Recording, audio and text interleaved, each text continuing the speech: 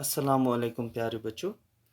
8वीं जमात की जो उर्दू की किताब है बहारिस्तान उर्दू, उसमें हम पढ़ रहे थे नोबल इनाम की कहानी। तो इसके 2 वीडियो आप पहले ही देख चुके हैं। तो हम आ गए थे और ये जो सबक है, इसको दोबारा से कहूँगा मैं कि ये पेज 30 से शुरू होता है, यानी सफ़ा नंबर 30 से ये सबक जो है, जब आप अपनी किताबें खोलेंगे अपने घरों में बैठ के, तो सफ़ा नंबर 30 से ये जो है शुरू होता है ये सबक। तो हम आ गए थे इसमें, हमने सफ़ा नंबर 31 भी देख लिया था। तो ऐसे हम पेज नंबर 32 पे आ गए थे। 32 पे जो लास्ट लाइन है, आखिरी जो ये है लाइन, यहाँ से हम आज पढ़ने जा रहे हैं और इसके साथ ही हमारा मुकम्मल हो जाएगा इंशाल्लाह। तो यहाँ कहते हैं कि अल्फ्रेड नोबल बहुत मेहनती थे। जो अल्फ्रेड नोबल हैं, जिनके नाम पे ये जो है नोबल इनाम दिया जाता है, कहते हैं बहुत ही ज़्यादा मेहनती थे। वो रात दिन काम में लगे रहते थे, यानी 24 घंटे दिन रात वो अपने काम में लगे रहते थे।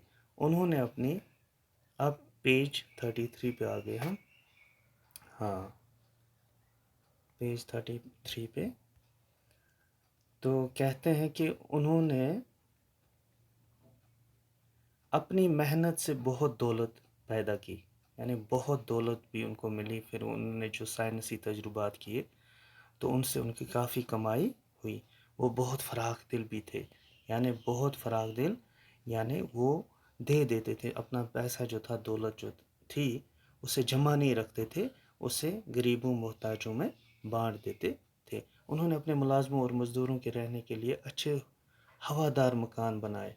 तो जो इनके साथ इनकी फैक्ट्रीज़ में जो मज़दूर काम करते थे, उनके लिए हवादार यानी अच्छे अच्छे साफ़ सुथरे मकान बनाए, ताकि वो आराम से रह सकें। और अपने मुनाफा, जो उनका नफ़ा में काम करने वालों को भी शरीक किया। उन्हें भी, जिसे हम अंग्रेज़ी में कहते हैं, शेयर होल्डर रखा।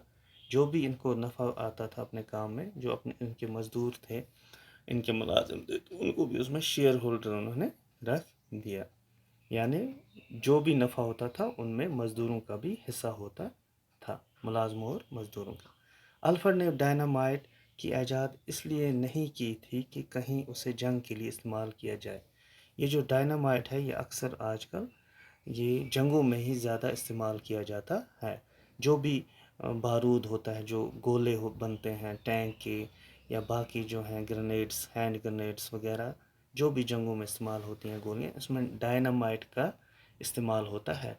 तो कहते हैं कि अल्फ्रेड नोबल जो था, उसने डायनामाइट को ईजाद किया। तो उसका बिल्कुल ये मकसद नहीं था कि ये डायनामाइट जो है ये जंगों के लिए इस्तेमाल किया और इंसानी बस्तियों को तबाह व बर्बाद किया जाए। यानी जंगों में जब फिर हवाई जहाज़ों के ज़रिए बम फेंके जाते हैं या टैंकों के ज़रिए और सारी तबाही होती है, उसमें जो है डायनामाइट का अहम जो है रोल रहता है। और अल्फ्रेड ने कभी नहीं चाहता कि इंसानी बस्तियों को तबाह व बर्बाद किया जाए इस डायनामाइट से। इस एजाज से उनका मकसद ये था, तो उनका क्या मकसद था कि पहाड़ों और चट्टानों को तोड़कर पत्थर मुहैया किए जाएं।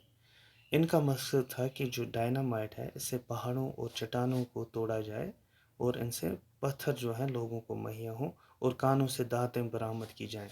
और जो पहाड़ों को जो है ये तोड़कर जो काने, वहाँ से जो काने निकलती हैं, जहाँ से धातें बरामद होती हैं, यानी सोना निकलता है हमें कानों से, चांदी या तांबा वगैरह, तो वो उसके लिए वो चाहता था कि ये डायनामाइट पहाड़ों को तोड़ने के लिए इस्तेमाल किया जाए। लेकिन इंसान ने फिर इसे जंगों में इस्तेमाल किया, जो अल्फ्रेड नोबल नहीं चाहता था।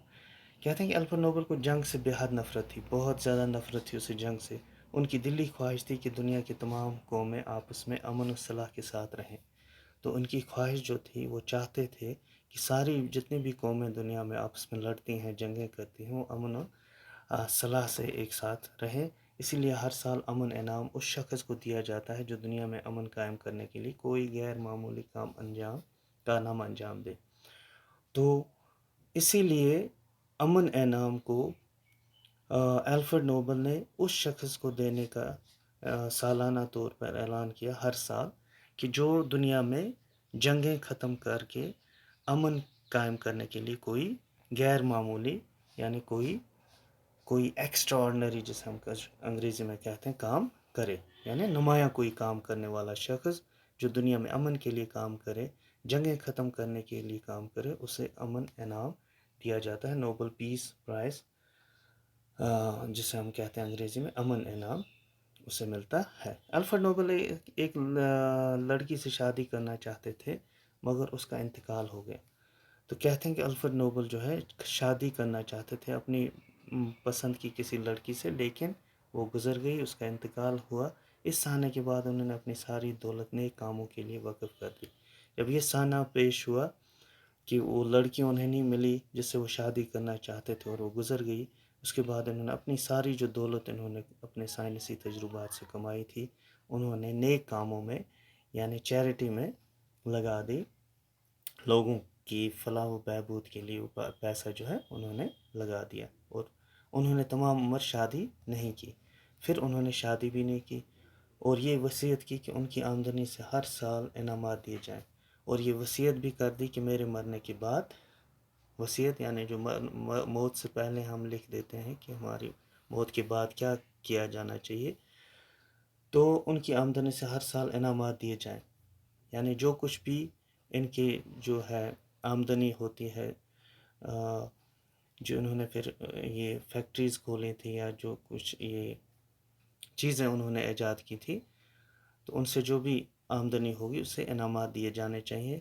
جیسے ہم نے دیکھا لٹریچر میں دیا جاتا ہے، اکنامکس میں، اقتصادیات میں دیا جاتا ہے، یہ سارے انعام انہوں نے وصیت کی تھی کہ یہ دیے جائیں میرے مرنے کے بعد، لہٰذا ان کی وصیت کے مطابق ہر سال نئے دنیا کے بڑے بڑے سائنسدانوں، ادیب و ماہرین اقتصادیات، امن کے لیے کام کرنے والوں کے انعام دیے جاتے ہیں، اور انہی کی وصیت کے مطابق یہ انعام جو ہیں، جو ادب میں، لٹریچر میں، اکنامکس میں، امن میں، تو